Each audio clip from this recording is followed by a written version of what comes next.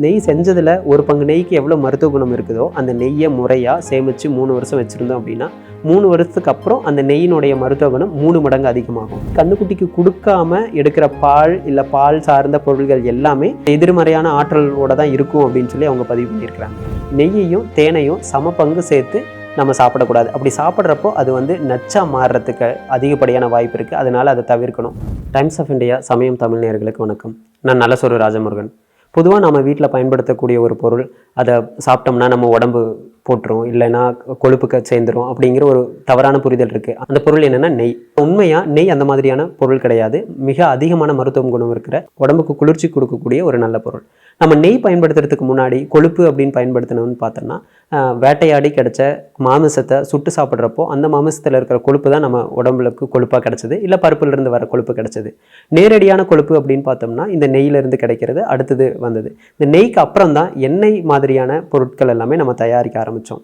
இந்த இடத்துல முறையான நெய் எப்படி செய்கிறதுன்னு பார்த்தோம்னா பாலை நல்லா காய்ச்சிட்டு அதை ஆற வச்சு ஒரு மிதமான சூட்டில் இருக்கிறப்போ அது கூட மோரோ இல்லை தயிரோ சேர்த்து உர சேர்த்து அதை தயிராக்கி தயிராக்குறது அப்படின்னு பார்த்தோன்னா 6லேருந்து 10 மணி நேரம் கண்டிப்பாக தயிராக இருக்கணும். அதுக்கப்புறம் அது கூட கொஞ்சமாக தண்ணி சேர்த்து நல்லா கடைஞ்சி வெண்ணெய் எடுக்கணும். வெண்ணெய் எடுத்ததுக்கப்புறம் அந்த வெண்ணெயை உருக்கி அந்த உருக்கிற சமயத்தில் ஒவ்வொரு குடும்பத்துலேயும் ஒவ்வொரு மாதிரியான பொருள் சேர்ப்பாங்க. எதுக்குன்னா அந்த வெண்ணெயில் இருக்கிற கழிவுகளை நீக்கிறதுக்காக. சிலர் வரமிளகாய் சேர்ப்பாங்க, சிலர் பூண்டு சேர்ப்பாங்க, சிலர் முருங்கை இலை சேர்ப்பாங்க, சிலர் வெத்தலை சேர்ப்பாங்க, சிலர் கல்லுப்பு சேர்ப்பாங்க. இதில் ஏதாவது ஒன்று சேர்த்து அல்லது எதுவுமே சேர்க்காம கூட அந்த வெண்ணெயை உருக்கி நெய்யாக வடிக்கலாம். வெண்ணெயை உருக்கிற சமயத்தில் அடிக்கடி கிளறி விட வேண்டியது அவசியமாக இருக்குது. ஏன் அப்படின்னா அந்த வெண்ணெயில் இருக்கிற மோர் கருப்பாகி அது அடியில் தங்கிரும். அப்படி தங்காமல் இருக்கிறதுக்காக அடிக்கடி கிளற விட்டோம் அப்படின்னா அது தங்காமல் நல்லா பிரிஞ்சு வரும். இந்த மாதிரி உருக்கிற சமயத்தில் வெண்ணெய் தண்ணி மாதிரி ஆகி அந்த மோர் ப்ரௌன் கலராக இருக்கும். அந்த சமயத்தில் நெய் தயாராகிரும். நல்ல மணமாகவும் இருக்கும். அந்த சமயத்தில் அந்த உருக்கின நெய்யை எடுத்து ஆற வச்சு நம்ம வடித்து எடுத்துக்கலாம். நெய் ஸ்டோர் பண்ணுறது அப்படின்னு பார்த்தோம்னா மண்பானையில் ஸ்டோர் பண்ணுறது தான் சரியாக இருக்கும்.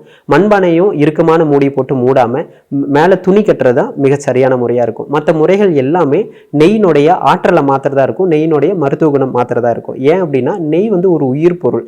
நெய்யில் உயிர் வாழ்கிற மைக்ரோ ஆர்கானிசம் இருக்கும். அதை டிஸ்டர்ப் பண்ணாத மாதிரி அதனுடைய மூடி இருக்கணும். துணி அப்படிங்கிறது மிக சிறப்பானதாக இருக்கும். இந்த நெய்யில் இருக்கிற மருத்துவ குணம்னு பார்த்தோன்னா எண்ணில் அடங்காத மருத்துவ குணம் இருக்குது. எடுத்துக்காட்டுக்கு நெய் நாம் சாப்பிட்ற உணவுகள்லேயே மிகச்சிறந்த குளிர்ச்சி கொடுக்கக்கூடிய உணவு. இப்போது இந்த நெய் நம்ம தொடர்ந்து எடுத்துகிட்டு இருக்கிறதுனால, அதாவது நெய் எப்போ சாப்பிட்றோமோ அப்போ உருக்கி அதை உணவில் சேர்த்துட்டு இருக்கிறப்போ நமக்கு உடம்புக்கு தேவையான குளிர்ச்சி கிடைக்கும். அதாவது மூளைச்சூடு இருக்கிறவங்க, இல்லை உடல் சூடு இருக்கிறவங்க, வயிற்று புண்ணு இருக்கிறவங்களுக்கு நெய் ஒரு சிறந்த மருந்தாக இருக்கும். நெய் தொடர்ந்து சாப்பிட்றதுனால கண் பார்வை சீராக இருக்கும், நரம்பு சம்மந்தப்பட்ட நோய்கள் வராமல் இருக்கும், எலும்பு சம்மந்தப்பட்ட நோய்கள் வராமல் இருக்கும், ஜீரணம் சரியாக இருக்கும். அதே சமயம் வயிற்று புண் ஆடுறதுக்கு இந்த நெய் ஒரு மிகச்சிறந்த மருந்தாக இருக்கும். நெய் தொடர்ந்து சாப்பிட்றதுனால இல்லை குளிக்கிறப்போ நெய் தடவி குளிக்கிறதுனாலையும் தோல் நல்லா மினுமினுப்பாக இருக்கும். தோல் சார்ந்த வியாதிகள் வராமலும் தவிர்க்கப்படும். பால்லேருந்து க்ரீம் எடுத்து அந்த க்ரீம்லேருந்து நெய் பண்ணுறது, இல்லைன்னா பாலை சுண்டை காய வச்சுட்டு அந்த ஆடையிலேருந்து வெண்ணெய் எடுத்து நெய் பண்ணுறது, இது எல்லாமே முறையான நெய் அப்படின்னு எடுத்துக்க முடியாது. முறையான நெய் அப்படின்னா பால்லேருந்து தயிர், தயிர்லேருந்து வெண்ணெயை உருக்கி எடுக்கிற நெய் தான் சரியான நெய்யாக இருக்கும். அந்த சரியான நெய்க்கு மட்டும்தான் நம்ம சொல்கிற மருத்துவ குணம் எல்லாமே இருக்கும். இதை தாண்டி நம்ம வேறு எந்த முறையில் நெய் பண்ணாலுமே அதுக்கு உண்டான முழு மருத்துவ குணம் இருக்கும் அப்படின்னா நிச்சயமாக இருக்காது. நெய் செஞ்சதில் ஒரு பங்கு நெய்க்கு எவ்வளோ மருத்துவ குணம் இருக்குதோ அந்த நெய்யை முறையாக சேமித்து 3 வருஷம் வச்சுருந்தோம் அப்படின்னா 3 வருஷத்துக்கு அப்புறம் அந்த நெய்யினுடைய மருத்துவ குணம் 3 மடங்கு அதிகமாகும். இதே மாதிரி நம்ம தரவுகளெல்லாம் எடுத்து பார்த்தோம் அப்படின்னா கிட்டத்தட்ட ஒரு 100 வருஷம் முறையாக சேமித்து வச்ச நெய் நல்லா உடைக்கிற அளவுக்கு கடினமாக இருக்கும். அந்த மாதிரியான மருத்துவ குணம் கொண்ட நெய்யும் உற்பத்தி பண்ண முடியும். இப்போ இந்த நெய்யை நம்ம வெறும் சாப்பாட்டுக்கு இல்லை பருப்புக்கு நெய் சேர்த்துக்கிறத காட்டிலும் அது கூட சில பொருள்களை சேர்த்து நம்ம நெய்யை வடித்து எடுத்துக்க முடியும். எடுத்துக்காட்டுக்கு பிரண்டை நெய்ன்னு இருக்குது. பிரண்டையை முறையாக சுத்தப்படுத்தி அந்த நெய் கூட நல்லா வறுத்து எடுத்துட்டோம் அப்படின்னா அந்த நெய் பிரண்டை நெய்யாக எடுத்துக்கலாம். அதை தொடர்ந்து உணவில் எடுத்துகிட்டு வரப்போ நம்ம மூட்டு வலி சார்ந்த இல்லை எலும்பு சார்ந்த பிரச்சனைகள் வராமல் தவிர்க்க முடியும். இதே மாதிரி நிறைய உணவுப் பொருள்களை நெய்யோட வறுத்து நம்ம சாப்பிட்ற வழக்கம் இருக்குது. அது எந்தெந்த உணவுப் பொருள் அப்படின்னு நம்ம எடுத்து ஆராய்ஞ்சோம் அப்படின்னா எந்த உணவுப் பொருள் எல்லாமே உடம்புக்கு அதிகப்படியான சூடு கொடுக்குதோ அந்த உணவுகளினுடைய சூட்டினுடைய தன்மையை குறைக்கிறதுக்காக நெய்யோட சேர்த்து வறுக்கிறப்பவோ இல்லை நெய்யோட சேர்த்து சாப்பிட்றப்போ அதனுடைய குணம் மாறி நம்ம உடம்புக்கு தேவையான சத்தும் கிடைக்கும். அதே சமயம் உடம்புனுடைய சூட்டை அதிகப்படுத்தாமையும் பாதுகாக்கும். எடுத்துக்காட்டுக்கு சொல்லணும்னு பார்த்தோம்னா நம்ம சிறுதானியங்களில் தெனை நம்ம அதிகப்படியான சூடுன்னு சொல்லியிருக்கிறோம். அதே மாதிரி கேழ்வரகும் அதிகப்படியான சூடு. இந்த தெனை இல்லை கேழ்வரகெல்லாம் சேர்த்துக்கிறப்போ நாம் அது கூட கொஞ்சம் உருக்கின நெய் சேர்த்துக்கிறப்போ அதனுடைய சூடு மட்டுப்பட்டு அல்லது சூடுனுடைய தாக்கம் கம்மியாகி உடம்புக்கு அதிகப்படியான சூடு வராமல் தவிர்க்கும். இப்போ இது மாதிரி தான் நம்ம உணவுகளை சமன்படுத்துறதுக்காக ஒன்றை கூட்டி ஒன்றை குறைச்சி இல்லை வேற ஒரு பொருளோட சேர்த்து நம்ம சாப்பிட்ற வழக்கம் இருக்குது. இதுதான் நம்மளோட ஆழமான உணவு அறிவு அப்படின்னு கூட சொல்லலாம். இந்த ஆழமான உணவு அறிவை வச்சுக்கிட்டு தான் நம்ம முன்னோர்கள் ரொம்ப ஆரோக்கியமாக வாழ்ந்தாங்க. அதனுடைய அறிவை நம்ம தொடர்ந்து கைமாற்றிட்டே இருந்தாங்க. சில காரணங்கள்னால நாம் அந்த அறிவை நம்ம மழுங்கடிச்சிட்டோம், அதை பின்பற்றதும் கிடையாது. இந்த மாதிரியான மரபு உணவுகள் நிச்சயமாக நம்மளோட ஆரோக்கியத்துக்கும் இல்லை நம்மளோட சூழலுக்கும் தக்க பாதுகாப்பாக அமையும். ஆழமான உணவு அறிவு அப்படின்னு பார்த்தோம்னா இந்த நெய் விஷயத்தில் எடுத்துட்டோம்னா நெய்யை எப்படி முறையாக செய்யறது அப்படின்னு சொல்லிட்டு முன்னாடியே சொன்னாங்க. நெய் செய்யறதுக்கு தேவையான பால் எப்படி இருக்கணும்னு முறைப்படுத்தியிருக்கிறாங்க.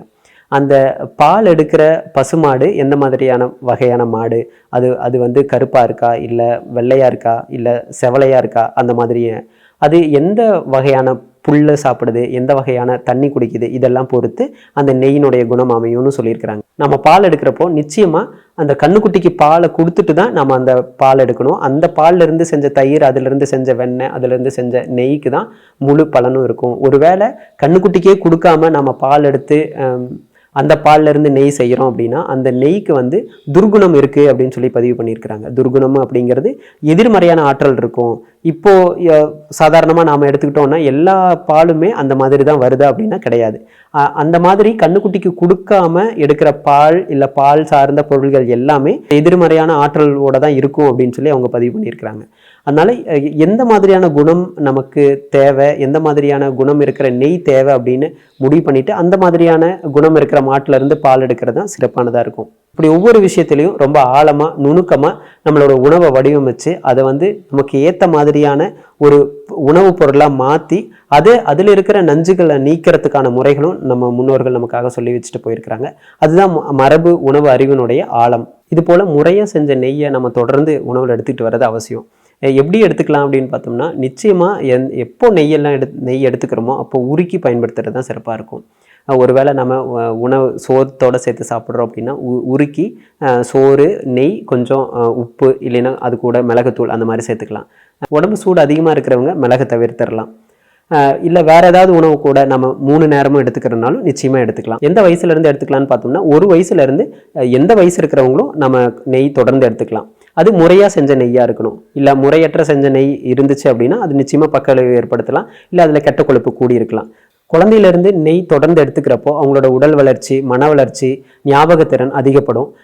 அவங்களுக்கு பருப்பு கூட நெய் கொடுக்கறதுனால அல்லது வெறும் சாதத்தை கூட நெய் கொடுக்கறதுனால அவங்களோட ஜீரண மண்டலம் பலப்படும். ஜீரண மண்டலம் பலப்படுறதுனால அவங்க எந்த உணவு சாப்பிட்டாலும் அது நல்லா ஜீரணமாகி அதுக்குள்ளே இருக்கிற சத்துக்கள் உறிஞ்சப்படும். பெரியவங்க அப்படின்னு பார்த்தோம்னா மதியான நேரத்தில் அவங்க நெய்யை உருக்கி உணவோட எடுத்துக்கிறது சரியாக இருக்கும். இரவு நேரத்தில் நெய் எடுத்துக்கணும்னு நினைக்கிறவங்க கொஞ்சம் குறைவாக எடுத்துக்கலாம். இன்னொரு முக்கியமான விஷயம் அப்படின்னு பார்த்தோம்னா நெய் கூட சேர்க்கக்கூடாத பொருள் அப்படின்னு பார்த்தோம்னா அதிகப்படியான குளிர்ச்சி கொடுக்கக்கூடிய உணவுகளை சேர்க்காமல் இருக்கணும். அதாவது நெய் சாப்பிட்றப்போ ஐஸ்கிரீம் சாப்பிட்றது, இல்லை நெய் சாப்பிட்றப்போ அதிகப்படியான குளிரூட்டப்பட்ட பொருள் சாப்பிட்றது, அதெல்லாம் தவிர்க்க வேண்டியது இருக்கும். அதே மாதிரி மீன் கூட நெய் சேர்த்தாமல் இருக்கிறது சிறப்பான முறையாக இருக்கும். இது போல் எது கூட சாப்பிட்லாம், எது கூட சாப்பிடக்கூடாதுன்னு நாம் அதை தெரிஞ்சுக்கணும். நிறைய மருந்துகள் கூட நெய்யை சேர்த்து சாப்பிட்ற மாதிரி இருக்கும். அப்படி சாப்பிட்றப்போ மருந்துகளினுடைய முழு ஆற்றலும் கிடைக்கிற மாதிரி அமையும். அந்த மருந்து கூட சேர்ந்து நெய்யும் நல்லா ஜீரணமாகி அந்த மருந்துக்குண்டான முழு பலனும் உடல் கிரகிச்சுக்கிறதுக்கு இந்த நெய் உதவி பண்ணும். அதுபோல் நெய்யையும் தேனையும் சம பங்கு சேர்த்து நம்ம சாப்பிடக்கூடாது. அப்படி சாப்பிட்றப்போ அது நச்சா மாறுறதுக்கு அதிகப்படியான வாய்ப்பு இருக்குது. அதனால அதை தவிர்க்கணும். சில மருந்துகள் முறையில் நெய் கூட சிறு தேன் சேர்த்து அது கூட இன்னும் கொஞ்சம் மருந்து சேர்த்து சாப்பிட்ற முறைகள் எல்லாம் இருக்குது. அது நிச்சயமாக ஒரு மருத்துவரனுடைய ஆலோசனை பேரில் தான் சாப்பிட வேண்டியது இருக்கும். இது போல் நெய்யை முறையாக செஞ்சு நமக்கு எந்த காலகட்டத்தில் எப்படி எடுத்துக்கலாம், எது கூட எடுத்துக்கலாம், எது கூட எடுத்துக்கக்கூடாது அப்படின்னு முறையாக தெரிஞ்சுக்கிட்டு நம்ம தொடர்ந்து நெய் சாப்பிட்றதுனால நம்மளோட ஆரோக்கியம் பாதுகாக்கப்படும். அதே சமயம் நம்மளுடைய அடுத்த தலைமுறையினோட ஆரோக்கியமும் பாதுகாக்கப்படும். இந்த தகவல் உங்களுக்கு பயனுள்ளதாக இருக்கும்னு நம்புகிறேன். நன்றி, வணக்கம்.